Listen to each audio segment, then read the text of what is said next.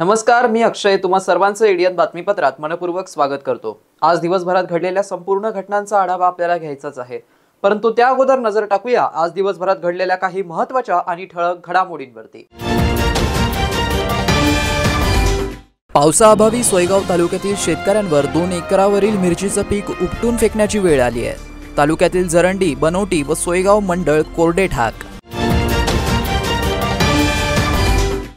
ज्यावेळेस विधानसभेच्या निवडणुका होतील त्यावेळेस सर्व जाती धर्माचे लोक सोबत राहतील याची मी गॅरंटी देतो। मंत्री अब्दुल सत्तार यांची विधानसभेसाठी तयारी सुरू। आता बघूया सविस्तर बातम्या। पावसाअभावी सोयगाव तालुक्यातील शेतकऱ्यांवर 2 एकरावरील मिरचीचे पीक उपटून फेकण्याची वेळ आली असून तालुक्यातील सावळ बारा मंडळ वगळता जरंडी, बनोटी व सोयगाव मंडळ कोरडे ठाक असल्याचं चित्र पाहायला मिळत आहे।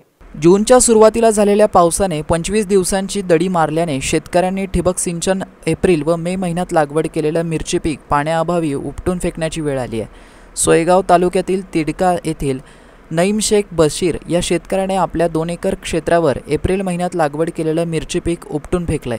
या शेतकऱ्याला मिरची पिकासाठी आतापर्यंत लाखाच्या जवळपास खर्च आला होता। मात्र जून महिन्यात पाऊसच न झाल्याने व विहिरीने तळ गाठल्याने पाण्याअभावी मिरची पीक उपटून फेकण्याची वेळ आली आहे। मागच्या वर्षीच्या दुष्काळात सापडलेल्या सोयगाव तालुक्यातील शेतकरी यावर्षीही संकटात सापडला असून मागच्या वर्षीचा पीक विमा दुष्काळ अनुदान निधी शेतकऱ्यांना अद्यापही मिळालेला नसल्याचं शेतकऱ्यांनी तालुका प्रशासनावर नाराजी व्यक्त केली आहे। काय झालं पाहुणा? हो, मालकाला सांगितलं म्हणे मिरची उपटून टाका म्हणे। कोण? पाणी पाऊसच नाही तर काय करायचं? बर, पूर्ण मिरची? हा, पूर्ण मिरची। किती एकर आहे? 2 एकर आहे। हे पुरे उपटून टाकली तुम्ही? हा। आता पूर्ण उपटच आहे का? हा। काय सांगितलं मालकाने? मालकाने उपटून टाका म्हणे। एक शेतकरी ने कम से कम उसको 1 से 1.5 लाख रुपए तक मिर्ची का खर्चा आया अभी तक, लेकिन पानी नहीं गिरने की वजह से, बारिश की नहीं होने की वजह से, उस पे वायरस आने की वजह से उसने पूरी 2 एकड़ मिर्ची जो है तो निकाल कर डाल दी, फेंक दी काट कर। और पिछले टाइम भी इसी तरह सिर्फ सोयगाव तालुका एक ऐसा तालुका था हमारा जो दुष्काल में बैठा था। उस वक्त हमारी महाराष्ट्र की गवर्नमेंट ने एक जीआर लाया कि 1 रुपए के अंदर आपको बीमा मिलेगा, लेकिन दिया क्या गाजर। बीमा तो हर शेतकरी ने काढ़ा, लेकिन अभी तक सोयगाव तालुके को बीमा ही पास नहीं हुआ। मैं तालुके के प्रशासन से अपील करता हूं कि माननीय दंडाधिकारी तहसीलदार साहब, आप प्लीज इसके ऊपर ख्याल दें और जल्दी से जल्दी वापस इस तालुके को दुष्काळ जाहीर करे और शेतकरी को मदत मिले। मनोज जरांगे पाटील आता आमच्या विरोधात लढणार आहेत। आता आम्ही त्यांचं देखील स्वागत करणार। हा त्यांचा लोकशाही अधिकार आहे। मुख्यमंत्री हे सर्वांना विश्वासात घेऊन काम करतील। मी मुसलमान असून ते मला न्याय देतात असं प्रतिपादन मंत्री अब्दुल सत्तार यांनी केलंय। कोणाला सांगितलं नाही, मी पहिलेच बोललो की मी छोटा कलाकार आहे, साधा माणूस, कार्यकर्ता, मोठे काम नाही करू शकत, परंतु जरंगे पाटील साहेब आणि मी ज्या राजकारणामध्ये आहे त्यांनी आता सांगितलं की तेही आता आम्ही कधी त्यांचं काम नाही केलं तर आमच्या विरुद्ध उभं राहणार आहे, तर आम्हाला त्यांचंही स्वागतच करावं लागेल। शेवटी लोकशाहीमध्ये जे लढतात त्या लोकांना बाबासाहेबांनी एक अधिकार दिलेला आहे ज्याचा नाम महाराष्ट्र राज्यामध्ये आहे। तो राज्याची निवडणूक लढतो, देशामध्ये नाव आहे, लोकसभा लढू शकतो, जिल्ह्यामध्ये नाव आहे, जिल्हा परिषद, नगरपालिका हद्दीमध्ये नगरसेवक।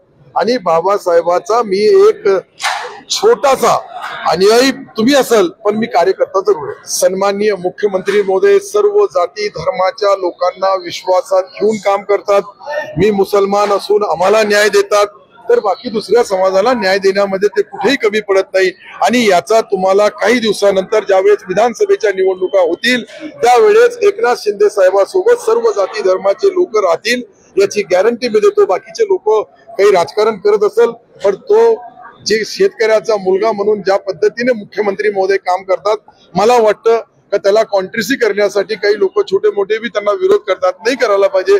जो माणूस काम करतोय त्याचा सन्मान करायला पाहिजे, ज्यांनी केलं त्याचं कौतुक भी करायला पाहिजे। अशा पद्धतीने मला ज्या जोपर्यंत समजतं मी तुम्हाला बोलू लागलो परंतु मला असं वाटतंय की या एकनाथ शिंदे साहेबांच्या सरकारने मोठ्या प्रमाणावर मायनॉरिटी समाजाला न्याय देण्याचं काम केलं आणि अधिवेशनमध्ये सन्माननीय मुख्यमंत्री महोदय हे जरूर चिंतित आहे का आपल्याला याच्यामध्ये मराठा समाजाला न्याय द्यायचा, ओबीसीवर अन्याय होऊ देणार नाही अशी गवाही त्यांनी दिली. म्हणून आपण सर्व त्या घोषणेची वाट बघा.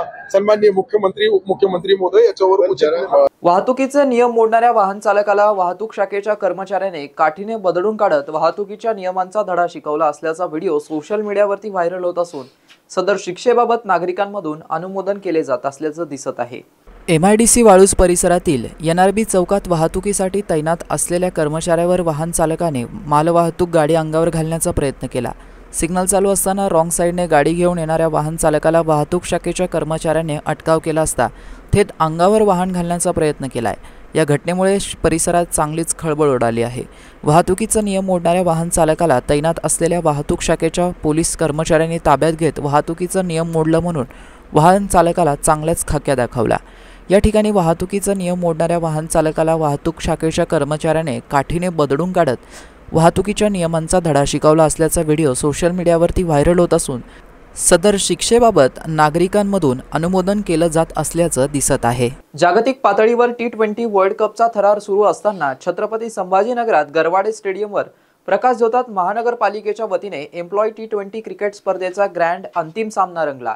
बुधवारी सायंकाळी दुसऱ्या सत्रात पार पडलेल्या सामन्यात महानगरपालिकेच्या संघाने प्रशासक तथा कर्णधार जी श्रीकांत यांच्या नेतृत्वाखाली कंबाइंड बँकर्स संघाला 1 विकेटने मात देत विजय मिळवला.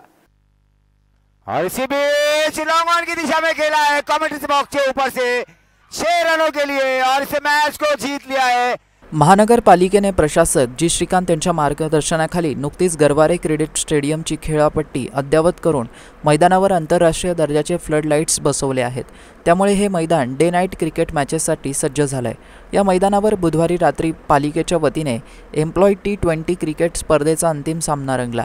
या सामन्यात पालिकेच्या संघाने प्रशासन तथा कर्णधार जी श्रीकांत यांच्या नेतृत्वाखाली शेवटच्या षटकापर्यंत रंगलेल्या चित्तथरारक सामन्यात कंबाइंड बँकर्स संघावर 1 विकेटने मात करून चषक आपल्या नावावर केला. या स्पर्धेत पहिल्यांदा पालिका संघात महिला खेळाडू प्रियंका गारखेडेने सहभाग नोंदवला. बॉलिंग करताना इनायत अली यांनी 5 बळी टिपत नाणेफेक जिंकत प्रथम फलंदाजी करणाऱ्या कंबाइंड बँकर्सला 153 धावांवरती रोखलं. धावांचा पाठलाग करताना पालिका संघातून राहुल जोनवार 71, बासित अली 28, जी श्रीकांत 11, अमोल खरात 10 यांनी जोरदार फलंदाजी करत कंबाइंड बँकर्सने दिलेले 154 धावांचे लक्ष्य 19.2 षटकांमध्ये गाठलं. स्पर्धेअंती सामनावीर राहुल जोनवाल, उत्कृष्ट फलंदाज इनायत अली सईद, उत्कृष्ट गोलंदाज दादासाहेब कसारे तर उत्कृष्ट खेळाडू म्हणून मोहम्मद इम्रान यांना गौरवण्यात आलं. पालिकेचे क्रीडा अधिकारी संजीव बलैया, तांत्रिक समिती सदस्य सय्यद जमशीद, खेळाडू दीपक जावळे, मैदान देखभाल गुलाम मुस्तफा, मोहम्मद सलीम यांनी या स्पर्धेच्या यशस्वीतेसाठी मेहनत घेतली. या सामन्यात विजय मिळाल्यानंतर प्रशासक जी श्रीकांत, मुख्य लेखा अधिकारी संतोष वावळे यांच्यासह पालिका अधिकारी व कर्मचारी गाण्याच्या तालावरती थिरकले. सर्वांनी एकमेकांची गळाभेट घेत नाचत नाचत चांगलीच धमाल केली. कर्मचाऱ्यांनी जी श्रीकांत यांना खांद्यावर घेत एकच जल्लोष केला. यामुळे वातावरणामध्ये प्रसन्नता निर्माण झालेली होती. शहरवासियांना एक सुवर्ण संधी. तुम्ही एखादा व्यवसाय करताय का? मग एडियनवर जाहिरात करा आणि मिळवा व्यवसायात मोठा फायदा. तर वाट कसली पाहताय? आत्ताच खाली दिसत असलेल्या नंबरवर संपर्क साधा. इथे वेळ झाली आहे एका छोट्याशा ब्रेकची. कुठे जाऊ नका, पाहत राहा एडियन न्यूज.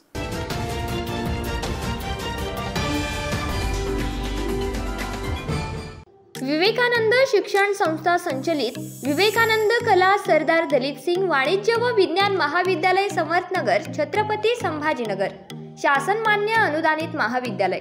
शैक्षणिक वर्ष 2024-2025 NEP राष्ट्रीय शैक्षणिक धोरणानुसार प्रवेश प्रक्रिया व नोंदणी चालू आहे.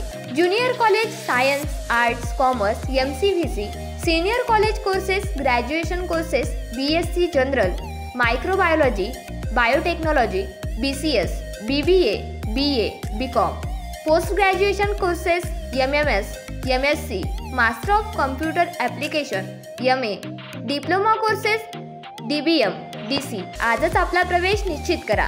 महाविद्यालयाची वैशिष्ट्ये: कॉलेज कॅम्पस सुविधा, स्वतंत्र प्लेसमेंट विभाग, क्रीडा विभाग, संगीत विभाग, नाटक विभाग, संगणक प्रयोगशाळा, NSS विभाग, NCC विभाग, लायब्ररी, मोफत पार्किंग सुविधा, सांस्कृतिक उपक्रम.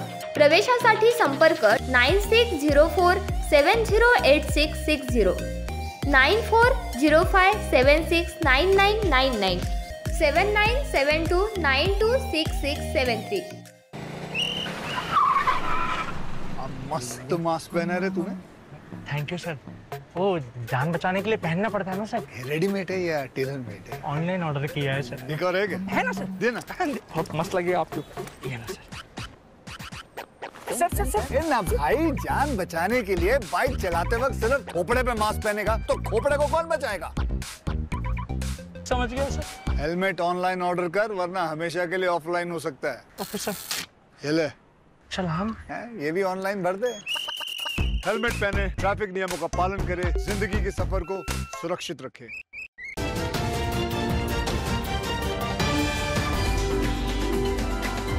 ब्रेक नंतर पुन्हा एकदा स्वागत. आपण बघत आहात एडियन बातमीपत्र. पंकजा मुंडे या निवडून आल्या असत्या तर त्यांनी ओबीसींची बाजू सभागृहात मांडली असती. पंकजाताईंना ओबीसीचं नेतृत्व करण्यासाठी कायद्याच्या सभागृहात पाठवलं पाहिजे असल्याचं मत लक्ष्मण हाके यांनी व्यक्त केलंय. माझं एकच म्हणणं आहे, स्वर्गीय गोपीनाथराव मुंडे हे भारतीय जनता पार्टीचे राष्ट्रीय नेते असताना सुद्धा 2011ला संसदेला जो जातनिहाय जनगणनेसाठी आणि ओबीसीच्या प्रश्नावर घेराव घालण्यात आला, तेव्हा गोपीनाथराव मुंडे हे ओबीसीच्या बाजूने ठामपणे उभे राहिले. आणि मग ओबीसी स्वर्गीय गोपीनाथराव मुंडेंचंच वारस असणाऱ्या पंकजाताई मुंडे या जर आता निवडून आल्या असत्या तर ओबीसीच्या प्रश्नावर आम्हाला खात्री आहे की त्या 1001% उभ्या राहिल्या असत्या. त्यामुळं त्यांचं नेतृत्व अपिलिंग आहे. त्यामुळं त्यांनी पुढे यावं, त्यांना लोकप्रतिनिधित्व करावं ही भावना आहे आमच्या सर्व तरुणांची. राजकीय पुनर्वसन नाही. पंकजाताई या कायद्याच्या सभागृहात असल्या पाहिजेत. कुणी आम्हाला दान करू नका, आम्हाला भूतदया दाखवू नका, आम्हाला हक्क द्या आमचे. अरे एवढ्या सगळ्या समूहाचं नेतृत्व करणाऱ्या पंकजाताई आम्हाला कायद्याच्या सभागृहात बघायचे आहेत. त्यामुळे ही भावना व्यक्त करणं तरुणांनी यामध्ये गैर काय आहे? नारेगावात एका व्यावसायिकाला सीआयडी अधिकारी असल्याचे सांगत घरात घुसून अपहरण केलं. 12 लाखांना गंडा घालून नगर रोडवरील पांढरी पुलावर रस्त्यातच सोडून दिल्याची घटना उघडकीस आली असून या प्रकरणी MIDC सिडको पोलीस ठाणा तपास करत आहे. शहरातील नारेगावात एका व्यावसायिकाला सीआयडी अधिकारी असल्याचे सांगत 12 लाखांची लूट केल्याची बाब समोर आली आहे. त्याच्या घरात घुसून त्याचं अपहरण करून त्यास नगरकडे नेलं. नगर रोडवरील पांढरी पुलापर्यंत नेत रस्त्यातच सोडून दिल्याची घटना उघडकीस आली. विशेष म्हणजे या तोत्या सीआयडी अधिकाऱ्याकडे सीआयडीची ओळखपत्र देखील होती. आरोपींनी व्यावसायिक दयानंद यांच्या आईसह कुटुंबियांना मारहाण केली आणि घराची झडाडती घेऊन 7 लाख रोख व 10 तोळे सोन्याचे दागिने घेऊन त्यांना वाहनात बसवून नगर रोडवरील पांढरी पुलाजवळ नेलं आणि तेथेच सोडून दिलं. या प्रकरणी दयानंद मोरे यांच्या फिर्यादीवरून MIDC सिडको पोलीस ठाण्यात अज्ञात 6 ते 9 आरोपींवर गुन्हा दाखल करण्यात आलाय. या प्रसंगी MIDCचे सिडको पोलीस तपास करत आहेत. औरंगाबाद पदमपुरा परिसरात वडापावच्या दुकानाला आग लागून दुकान जळून खाक झालंय. वडोजी या दुकानात सदर आग लागली होती. सुदैवाने या आगीत कोणतीही दुखापत झाली नाहीये किंवा जीवितहानी झाली नाहीये. 26 जून 2024 रोजी रात्री 8 वाजता औरंगाबादमधील पदमपुरा परिसरातील एका वडापावच्या दुकानाला आग लागली. वडोजी नावाच्या दुकानाच्या स्वयंपाकघरात अचानक आग लागली. ही बाब कळताच शेतकऱ्यांनी आग विझवण्याचा प्रयत्न केला. याबाबत अग्निशमन विभागाला पाचारण करण्यात आलं होतं. त्यानंतर आग आटोक्यात करण्यात आली. आगीचं कारण अद्याप समजू शकलेलं नाहीये. पोलीस अधीक्षकांसह अग्निशमन दलाला तातडीने पाचारण करण्यात आलं होतं. दरम्यान सुदैवाने या आगीत कोणाचीही दुखापत झालेली नाहीये आणि जीवित झालेली नाहीये असं एडियनला समजलं आहे. महानगरपालिकेच्या अतिक्रमण विभागाच्या वतीने गारखेडा परिसरातील रिलायन्स मॉल जवळील अनधिकृत खानावळीचं अतिक्रमण आज जमीनदोस्त करण्यात आलंय. रिलायन्स मॉल गारखेडा येथे महानगरपालिकेच्या जागेवर अतिक्रमण करून बांधलेल्या खानावळाचे बांधकाम आज पाडण्यात आलंय. शेख अखिल यांनी वरील नमूद जागेवर 4 वर्षांपूर्वी रसवंतीचा तात्पुरता परवाना घेऊन येथे 25 फूट बाय 25 फूट आकाराचा तात्पुरता लोखंडी पाईप व पत्र्यामध्ये बांधकाम करून खानावळ चालू केली होती. वरील अतिक्रमणाचं बांधकाम हे गारखेड्याकडे जाणारा मुख्य रस्ता व पुंडलिक नगर रस्त्याच्या कोपऱ्यावर असलेल्या स्थानिक नागरिकांना पदाचारीकरिता त्रास होऊन वाहतूक नेहमी ठप्प होत होती. त्या अनुषंगाने अतिक्रमणधारकास अनेकदा वरिष्ठांनी ताकीद दिली असता याकडे त्याने दुर्लक्ष केलं. आज अतिक्रमण विभागातर्फे आयुक्त तथा प्रशासक जी श्रीकांत यांच्या आदेशानुसार अतिरिक्त 2 संतोष वाहुळे यांच्या मार्गदर्शनाखाली उपायुक्त सविता सोनवणे, इमारत निरीक्षक मजर अली व सागर श्रेष्ठ अतिक्रमण पथक यांनी कारवाई पार पाडली, अशी माहिती अतिक्रमण विभागाच्या वतीने एडीएनला देण्यात आली आहे.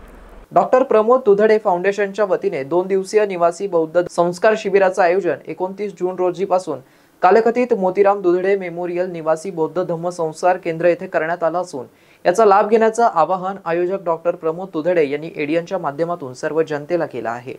नमो बुद्धाय. डॉक्टर प्रमोद दुधडे फाउंडेशन संचालित निवासी धम्म संस्कार शिबिर विद्यापीठ गेट इथे पार्वती हॉस्पिटल इथे आयोजित केलेलं आहे. या शिबिरामध्ये इत्यादी 4थी ते 9वी पर्यंतले विद्यार्थ्यांना सहभाग आम्ही घेणार आहोत. या शिबिरामधून बौद्ध धम्म त्यांच्या विद्यार्थ्यांच्या मनावर बौद्ध धम्माप्रमाणे प्रज्ञाशील, करुणा, मैत्री या भावनाचे संस्कार व्हावे, त्यामुळे हा शिबिर आयोजित केलेला आहे. आपल्याला माहीतच आहे की आजचा विद्यार्थी किती बेशिस्त झालेला आहे. अभ्यासाचा कंटाळा, चांगल्या वागण्याचा अभाव, अभ्यासामध्ये दुर्लक्ष याकरिता आजचा विद्यार्थी शिस्तप्रिय, जबाबदारी नागरिक व्हावे याकरिता हे शिबिर आम्ही आयोजित केलेले आहे. या शिबिर दिनांक 29 जून 2024 रोजी सायंकाळी 5 पासून सुरुवात होऊन दिनांक 30 जून 2024 सायंकाळी 5 वाजेपर्यंत समाप्त होईल. या शिबिरामध्ये बुद्धाचे तत्वज्ञान, बाबासाहेबांबद्दल माहिती, विपश्यना करून विद्यार्थ्यांची एकाग्रता वाढवणे आम्ही असे बाबी घेणार आहोत. या शिबिरासाठी आपले डॉक्टर प्राचार्य भंते चंद्रबोधी सर हे मुख्य प्रशिक्षक राहणार आहेत व ते या विद्यार्थ्यांना धम्मदेशना सुद्धा देणार आहेत व त्यांच्याकडून बुद्ध वंदना व बाकी बाबी त्यांच्याकडून करून घेणार आहे. तसेच आपल्या परिसरातील साहित्यिक, कवी डॉक्टर प्राध्यापक देवानंद पवार हे पण प्रशिक्षण म्हणून त्या शिबिरामध्ये सहभाग घेणार आहेत. तरी मी आपल्या सर्व नागरिकांना आवाहन करतो की आपण वर्ग 4थी ते वर्ग 9वी पर्यंत मधले विद्यार्थ्यांना या शिबिरामध्ये पाठावे व त्याचा लाभ घ्यावे. जय भीम, जय बुद्ध, जय हिंद. शेवटी पुन्हा एकदा नजर टाकूया आज दिवसभरात घडलेल्या काही महत्त्वाच्या आणि ठळक घडामोडींवरती. पावसाअभावी सोयगाव तालुक्यातील शेतकऱ्यांवर 2 एकरावरील मिरचीचं पीक उपटून फेकण्याची वेळ आली आहे. तालुक्यातील जरंडी, बनोटी व सोयगाव मंडळ कोरडे ठाक.